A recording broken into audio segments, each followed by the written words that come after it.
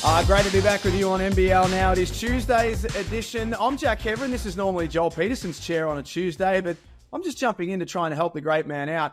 And what I love about Tuesdays is the Joel Peterson, Damon Lowery combination. When they get together, good things always happen. Damon, good morning to you. Good morning, Jack, my man. What's going on? Happy Cup Day. Well, I want to hit you straight away with what happened last night at John Cain Arena. And in racing parlance, because it is Melbourne Cup Day, New Zealand won by 10 lengths last night. Yeah, what a thoroughbred. Led by the fastest horse in Australia, Parker Jackson Cartwright. Getting to watch this guy, Jack, live. Obviously watching him on TV, calling a few of his games. It's just been great. But to see this man live, you got to see with your own eyes because he is in first gear.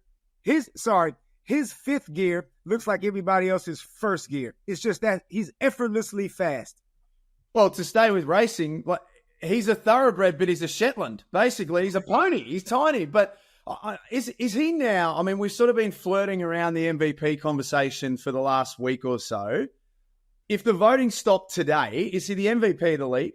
If the voting stopped today, Jack, you're going to be on the stage introducing the little dude from Los Angeles, California, who weighs about 110 pounds, if that. Yeah, Parker's been sensational. I mean, he has an entirely new team, Jack. Everybody on the team, with the exception of maybe like Dane Pinot and maybe Aaron McNaughton, but his entire roster, his entire coaching staff, head coach, gone. And he comes back and he leads this team beautifully in three categories. He's like fourth in scoring, first in steals, like third in assists, and he can just do whatever he wants on the floor, Jack. So for mine, it's not even close right now. And then at the other end of the scale, we've got Parker Jackson Cartwright doing his thing night in, night out. We've got a 17-year-old next star in Karim Lopez, who's not playing like a 17-year-old. I watched the replay last night when I got home, and I think Andrew Gay said it in the coverage that no one's told this kid that this is an adult's league. Exactly. The poise that this young dude plays with, it's amazing. Jack, I had to go over and introduce myself and talk to him and just to kind of get a vibe, just introduce himself and whatnot. And he was talking as if he was a grown man. I honestly felt like he's about 26 years old the way he carries himself. And on the floor, he had this one move on Chris Goldie, and he just went kind of baseline, palmed the ball like it was a Nerf ball, gave Chris a little bump. He just finished it and just looked at Chris like, man, what are you doing? Like, get off me. I said, wow, this kid, yeah, he's sensational. And I'm so glad he's got one more year in the league with us. Are they making a lot of the preseason predictions and a lot of the pundits, us included, eat our words, New Zealand? Because I don't remember too many people that had the Breakers finishing in the top six. No, not at all. We're all eating those words, Jack, and myself included. But like I said, those way too early predictions are way too early. Now, I had them around ninth based on the fact that they lost everybody and their head coach. We didn't see this coming at all. I mean, Sean Bairstow's come off the bench, and Jack, they're doing it without Mojave King, without Mitch McCarron, and without our man Darling. Yep. So this is just a phenomenal effort. Well done to New Zealand. They're playing really good basketball right now. I was just thinking about this morning. So we had the Melbourne United game last night. Adelaide, ironically, against New Zealand on Saturday in New Zealand as well. Not for a second making excuses, but because of how close this league is, Damon, do we almost need to get our head around and accept that some teams are going to have really flat nights like both of those teams have had this weekend? Yep. You know who's going to have the flat nights, Jack? The teams that are emotionally fragile. That's who's going to have the flat nights and end up getting their butts handed to them. Now, somebody like the Illawarra Hawks, they got 3 losses, but none of them are huge losses. Nothing that's embarrassing. The Melbourne United, that was like shite happens, I guess, every now and then. But you know they're going to be consistent. You got to play your best ball to beat them. But some of the other teams, Jack, that's just getting blown out, that shows to me that there's a level of ticker that's not quite ticking enough. So the way the Breakers can go from NBA games all the way back home, and we already know their travel schedule. Nobody's talked about it because they don't care. No, neither do we. And they just show up and play ball. They're playing the most efficient, consistent, disciplined basketball of any team in the league right now. Tasmania JackJumpers, Damon, they're a really interesting story right now. They are the defending champions, and they've been successful every season in this competition. Semi-finals, grand finals, and then a championship last year, obviously.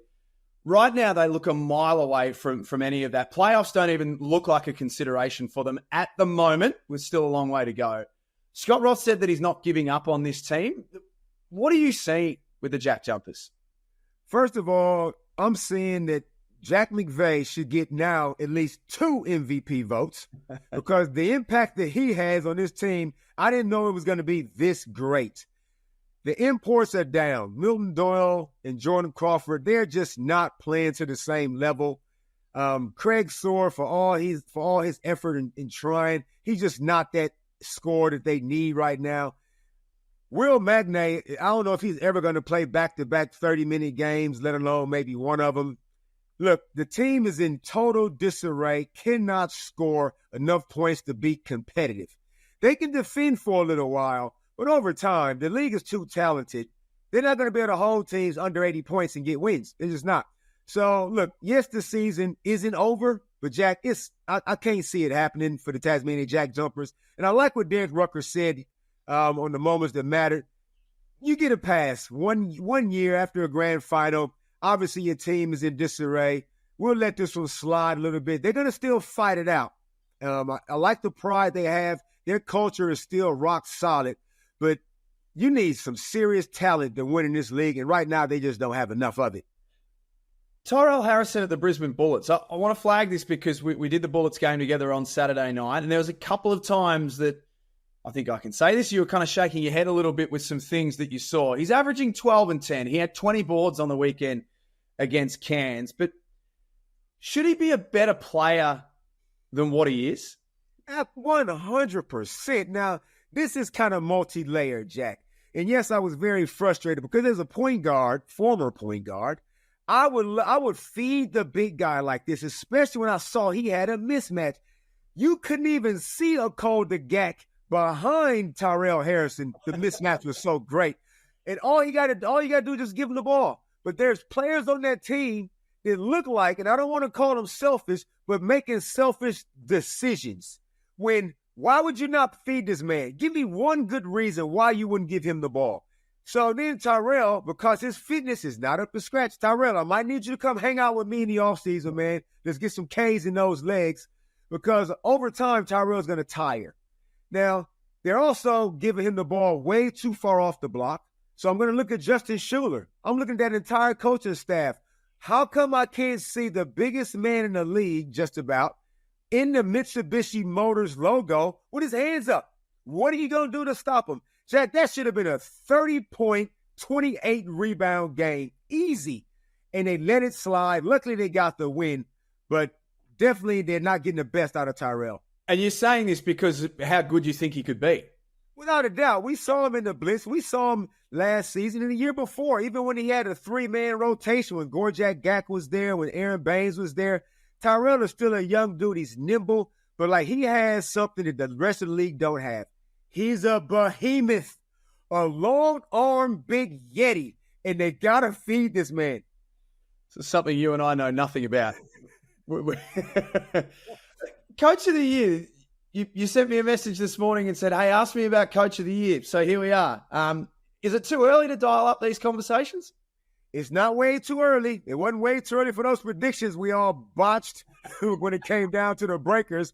But as far as the Coach of the Year, I was thinking about it just this morning. I'm going, we got some new coaches in the league. Like Josh King has just showed up. I mean, literally just showed up. And went on the road, got a win in Tasmania. Comes home, gets another win. And then Coach Pettery copping it. I mean, wow. He has the breakers on top of the ladder. Now, we thought before they went to the NBA, for the NBA games, and they was on top of the ladder, we thought, yeah. But when you come back, you'll get found out. Well, guess what? They have not been found out. We've been the ones that's been found out.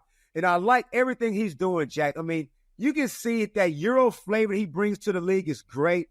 His former point guard pedigree, his background, I can just tell the way they're playing and train. Little bitty things that a point guard can see, Jack. I just love the way he interacts with his team. And right now, he is the front runner by, I think, a couple of lengths, Jack, for the coach of the year. I love that you're staying with the racing terms. Hey, one to finish off. We woke to this news this morning that Ario Hookap has signed a 2-year deal with the New York Knicks. This is not a two-way. This is not one of these deals that could fall through tomorrow. This is a standard 2-year deal. What a story this is. It doesn't feel like that long ago, Damon, that Ario Hookap ruptured his Achilles, missed an entire season, and we weren't sure what it's going to look like. But no one else took more responsibility for that comeback than he did, and everything that's happening now is a result of that work. 100%. And you got to shout out the Melbourne United medical staff, because if you're a Melbourne United player and you get hurt, you're going to come back a better athlete. Jack White comes back a better athlete, and Ario Hookap increased his vertical. In the role that he played, he was in a two-man tandem with JLA last season. He didn't never moan and groan about playing time while his draft stocks was kind of rising and falling from time to time. Credit to Dean Vickerman and the entire coaching staff for just having a role that Ario Hookap played in the NBL is the exact same role he's playing for the New York Knicks. The guy's a warrior, another young guy in that Next Star program. I had a couple of small chats with him. You know, I see him in Sandringham and Hoop City, and he's another one of those very poised, grown young men. Couldn't be happier for him. And a guy like that with his work rate, I'm glad that he's being rewarded with a nice 2-year deal. Melbourne Cup Day, what's on today for you? Well, I got to go down there, Jack, to the old school TAB and put the family bets on.